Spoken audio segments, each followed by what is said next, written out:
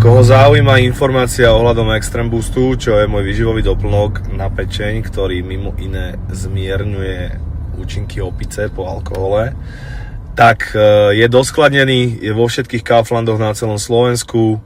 Kto nevie, čo to je to výživový doplnok, ktorý regeneruje pečeň, ale má blahodárne účinky na zmierňovanie opice, čo znamená, že keď máš dokrčené teličko po piatku, po sobote, po rodinnej oslave, po zapíjaní, neviem, promocii, to je jedno, po svadbe, tak je dobré si toto dať do tej hlavičky a bude ti o poznanie lepšie, takže let's go, kto to chce, je to v Kauflande každom po celom Slovensku. Poďme ďalej. 26.4. hráme po dlhej dobe z DMS Ministry of Fun a na dlhú dobu to bude aj posledný koncert DMS Ministry of Fun, takže tam chceš byť.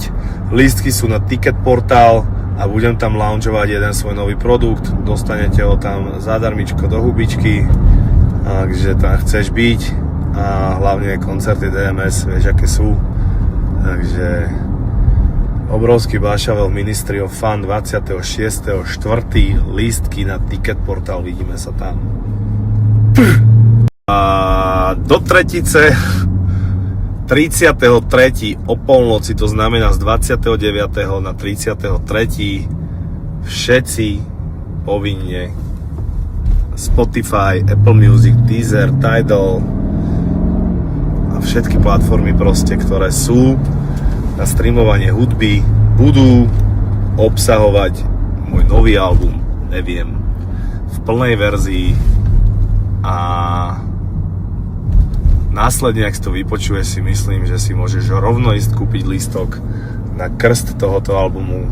Lístky sa predávajú na Ticket Portáli a myslím si, že je to zase o level ďalej, jak vždy.